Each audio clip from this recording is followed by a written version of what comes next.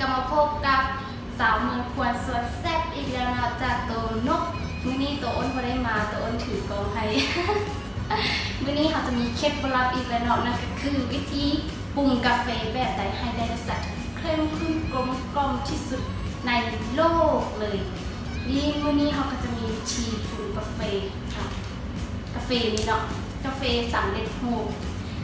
เพราะว่าทุกๆคนเนาะเวลากินกาแฟก็จะเอาเป็นซองแบบนี้มาแล้วก็จีบแล้วก็เทลงจอกแล้วก็ใส่น้ำร้อนแล้วก็กินเลยดื่มเลยแต่ว่ามื้อนี้เราจะมีเคล็ดลับอย่างหนึ่งมาบอกทุกๆคนเนาะสำหรับวิธีการปรุงกาแฟซองแบบนี้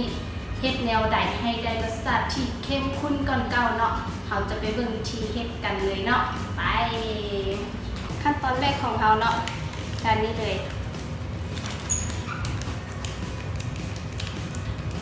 อุ้ยจีบบ่ได้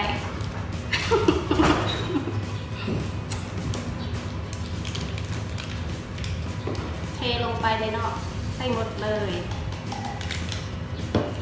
หลังจากนั้นเนาะเราอยากได้กาแฟรสชาติที่เข้มข้นเราก็ต้องมีบ่วง มีบ่วง มีบ่วงเนาะเอาไว้มาตักเกลือนี่เราต้องใส่เกลือเนาะเราใส่เกลือประมาณนิดนึงก็ได้บ่ใส่หลายก็ได้เพื่อว่าให้รสชาติความเค็มของเกลือเนาะไปตัดรสชาติความหวานของกาแฟแล้วมันจะออกมาเป็นรสชาติที่เข้มข้นที่สุดแบบว่ากลมกล่อมกินแบบใดก็แซ่บมันหอมมันกลมกล่อมขึ้นก่อนเก่าเนาะอันนี้จำนวนเกลือที่เราใส่ใส่ปริมาณน้อยเดียวนึงเนาะถ้าจะไล่เป็นปริมาณก็จะเป็น1 ใน 10ของบ่วงกาแฟตัวนี้เนาะนี่เนาะใส่ไปแล้วหลังจากนั้นก็ไปเติมน้ำร้อนกันเลย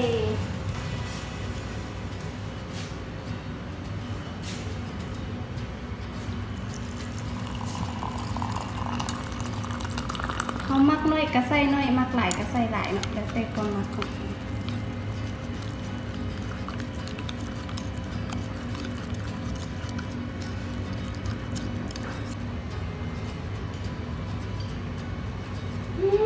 หอมมีแห้งเฮ็ดเรียกเลยเนาะบัดนี้เนาะนี่ก็คือวิธีเคล็ดลับง่ายๆเนาะของสาวเมืองควรสวนแซ่บที่ปรุงกาแฟแบบใดให้ได้รสชาติที่เข้มข้นก่อนเก่าเนาะ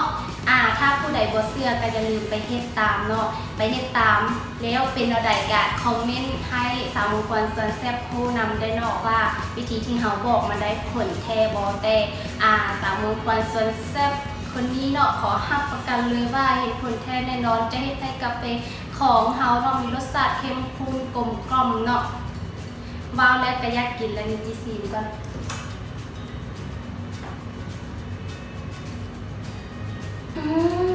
สุดยอดเลยนี่ก็เป็นวิธีเคล็ดลับง่ายๆเนาะที่เอามาแนะนำในมื้อนี้